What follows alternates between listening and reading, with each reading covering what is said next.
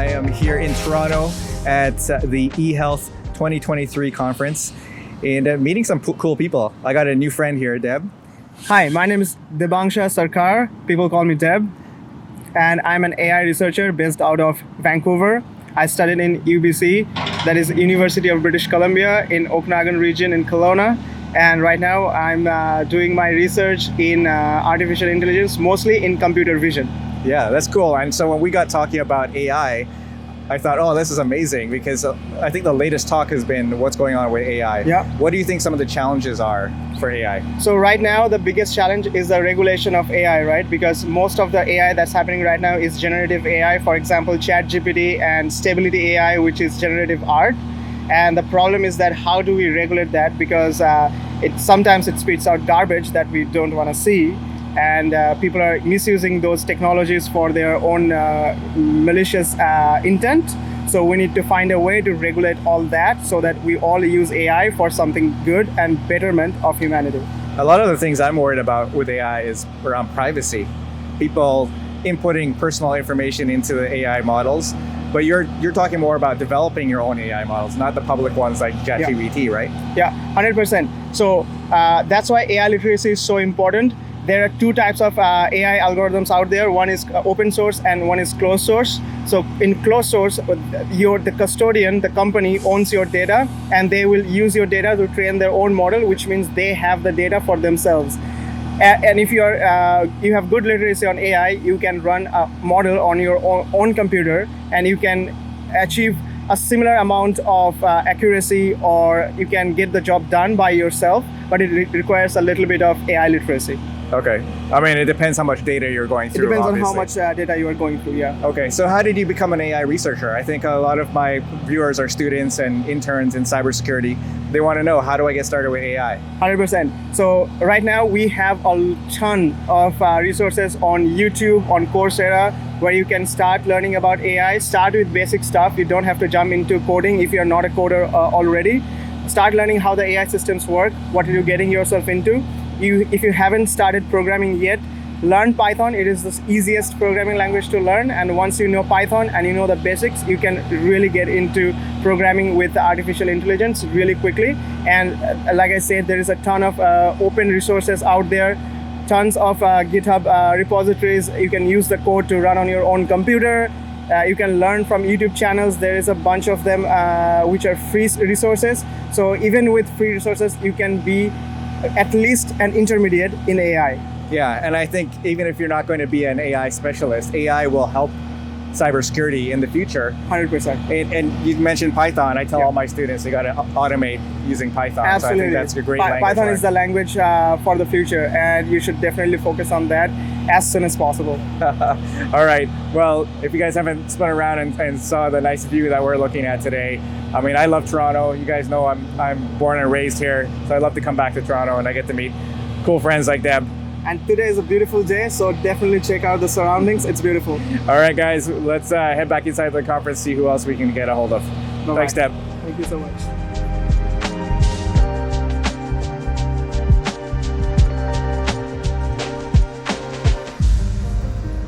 All right, guys, here I'm inside the vendor hall. We, Netscope and Okta have a booth here, and Joe and I just finished a talk really about best of breed. And Joe, what do you do over at Okta? Yeah, hey Damian, I lead our go-to-market strategy here in Canada for healthcare for Okta. Yeah, and obviously this is a healthcare conference, not cybersecurity specific, but anything eHealth related. Yeah, generally I find in these types of environments, you could be talking about anything like telehealth, it could be cybersecurity, it could be identity, cloud strategy. I think you have a good variance of conversations happening here today.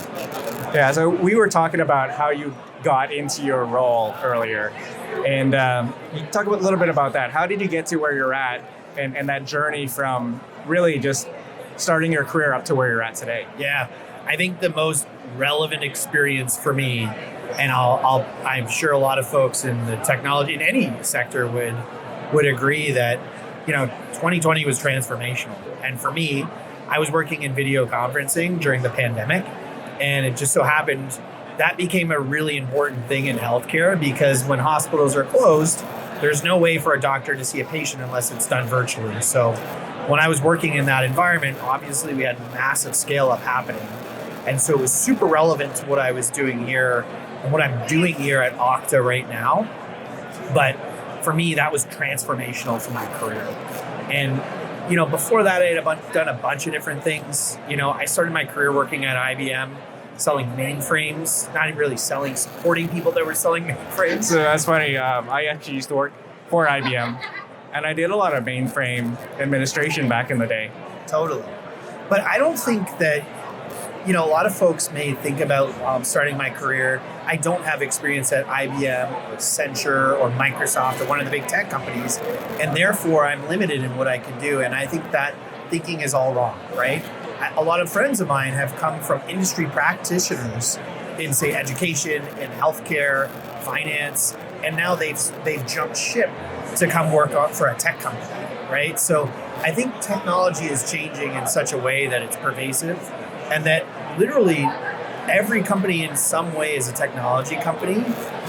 So really, if you're thinking about, what's going to prevent me from working in tech sales, really there's nothing getting in your way. It's just a mental roadblock that you're going to get to. But you also have to have really the ability to adapt to what the market is giving you. Because today, maybe cybersecurity is hot, but who knows? AI is coming out, right? We talk a lot about AI these days. AI with cyber, AI with technology, it becomes a different world now.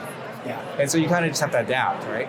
Absolutely. And I think it's important, for anyone new to their career to spend some time doing as much soul searching as you can. Because, it's one thing to start on a career that's going to pay you good money. It's another thing to be able to get that, plus being able to do something that you can wake up and feel great about every day. Because one with the other is just, it doesn't end up working out that well, right? If you wake up in the morning and you're making good money, but you don't feel great about what you're doing, that career is probably going to be limited at that particular place. No, you gotta love what you do. I tell people that all the time. Yeah, absolutely. All right. Well, thanks, Joe. It was great doing the talk with you, being up on stage to that packed room that we just had. And I look forward to do more events with you. Thanks for joining me on this podcast. Thank you. Nice meeting you.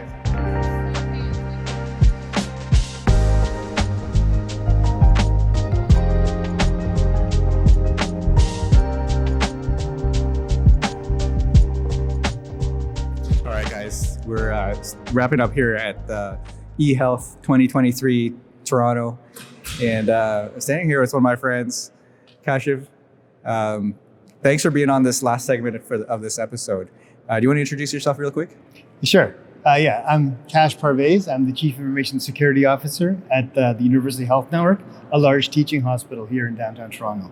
Yeah, and a lot of times I'm trying to reach out to CISOs and talk to them, and they give me the cold shoulder. But this is one guy that always says hello, how you doing? Even when I'm not in Toronto, I think probably one of the nicest CISOs I know. I think you got to be nice in our field.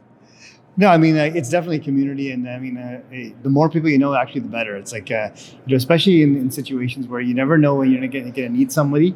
At some point, you got incidents, you got events happening, and it's great to have a community to reach out to. Yeah, not just vendor customer relationships, but customer to customer networking with your peers. Yeah. So tell me a little bit about how you got to where you're at in terms of being a CISO. I think everybody says, I want to be a CISO sometime in my career, but how did you get to that level? Like what was the turning point within your career? Well, first thing I'm going to say is that, think about for what you want. Be careful what you wish for. So when you say that I want to be a CISO, you have to understand what that actually entails. So a lot of people don't understand actually what that actually means. So first thing is, you really have to understand the fundamentals. I think that the first thing is really you have to have been, a lot of people say that, it's nice to have all the management experience, which is good. But really, if you haven't been in the trenches before, you haven't been a SOC analyst before, you haven't seen, the incidents that have happened, you haven't been on those midnight calls, that sort of thing, then you really, it's very hard to come in to say, I'm a CISO now, and that sort of thing. You have to have your sort of battle scars, and so, yes, today I just shaved off my beard. but believe me, there's a lot of white in it. So it hides the look when I just get clean up. Yeah, the stressful job of being a CISO, but also understanding what your employees are going through, I think is key to that, right? Yeah, absolutely. Like, I mean, you have to have some compassion as well. I've been in incidents before, and sometimes folks are on calls, throughout the night. Like they don't sleep the whole night. They're on these bridges and these incident response bridges and that sort of thing. You probably have that in your organization too when it's a priority one incident happens, and you have to remember there's a human element to all of this as well. Yes, there's the business side of things. Everyone wants to get things going. Everyone that wants to get things back up and running to your business operation. But remember, there's humans who are actually doing the work in the back end. So be nice, be kind to your teams. Yeah, I mean, you mentioned it. I've been up straight 36 hours at one point through an incident.